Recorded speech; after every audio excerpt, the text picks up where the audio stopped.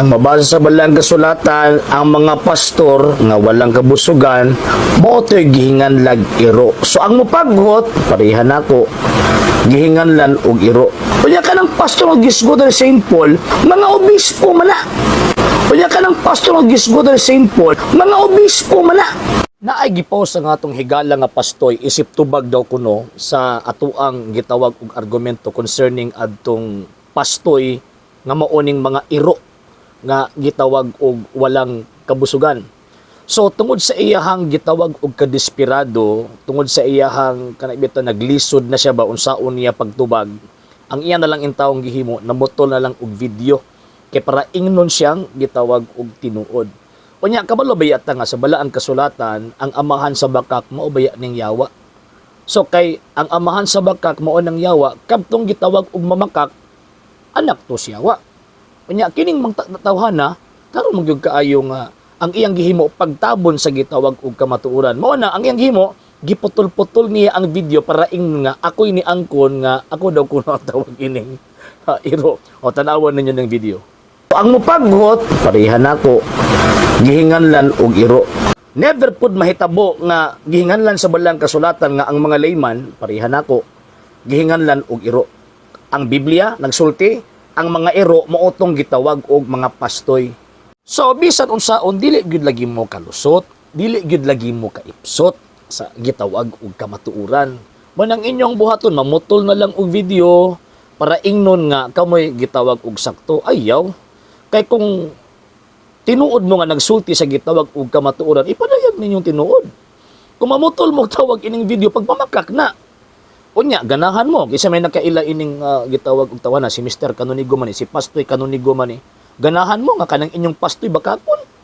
Ganahan mo nga kanang inyong pastoy ba nga di mo tug-an og tawag ining tinuod kay gipagputol-putol na lang niya para ingnon siyang gitawag og kining tinuod. Ako kung magribat ko ninyo putlon man tud nako ang tawag ini nga video pero dito sa point by point before ko mohatag og gitawag og reaksyon. Pero kini nga tong amigo katungod ka desperado na gyud niya namutol na lang para ingnon nga sakto siya. So kamo mga membro maka take mo ana nga ingon ana ang inyohang gitawag og pastoy bakakon. Number 2. Ang Isaias kapitulo 56 bersikulo 11 klaro man na nga naay mga pastoy na walang kabusugan nagpasabsab sa ilang kaugalingon ba nya propesiya biya na nga sa umaabot na mag-angkon gitawag og mga pastoy nga diin ang ilang tumong og tinguha dili ang pag-alagad sa Ginoong Jesucristo kundi ang pag-alagad sa ilang kaugalingong mga tiyan. Romans chapter 16 verse 17 unsa may giingon ni San Pablo kay kining moong mga tawhana wa mag-alagad kang Kristo kung dili nag-alagad lamang sa ilang kaugalingong mga tiyan. And at the same time, 2 Peter chapter 2, verse 1 to 4, kining moong mga tawahan na manapi ninyo. Muna ang propesya nag-ingon, kining moong mga pastuya ni wala ni kabusugan. So karon, iyang gibangga ang ako ang tawag ining istorya, kiningon do kuno ko, kanang pastor sa Ephesians chapter 4, verse 11, referring na dito sa gitawag og mga obispo, which is true. Tinuod na nga naman kay ang pangunahuna ni San Pablo kanang pastor nga giisgutan sa Ephesians chapter 4 verse 11 kung may magbalantay mao na tong gitugyanan sa Espiritu Santo nga mga obispo.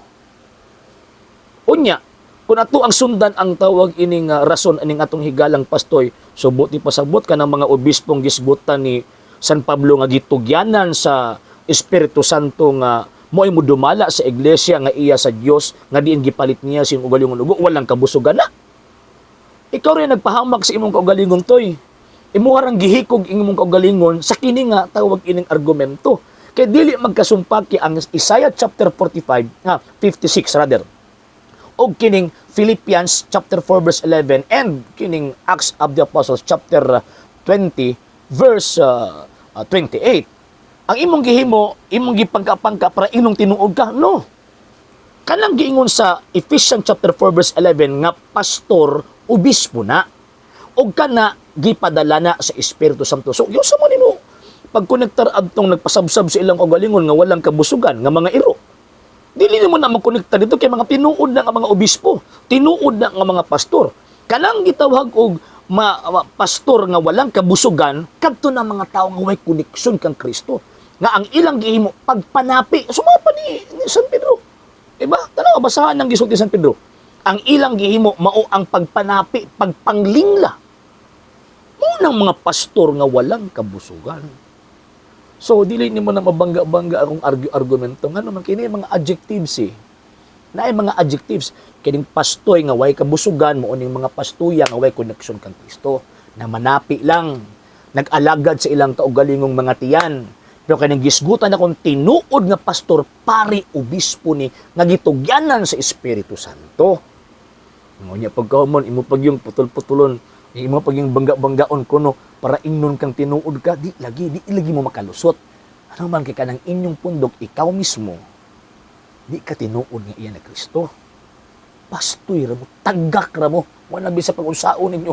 Pag ligwat-ligwat na ng kasulat, di gyud mo mahitabo nga mahimo mong tinuod. Okay?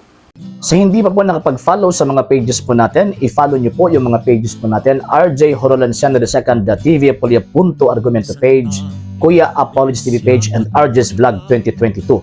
And pwede rin po kayo mag-send po dyan ng Facebook stars. And also, sa ating po mga channels, sa hindi po nakapag-subscribe, i-subscribe po ninyo yung mga channels natin, Dalay Catholic, Apologist International Official, RJ Sano II TV, Kuya Apologist TV, and Barrio Kawayan Religious Forum.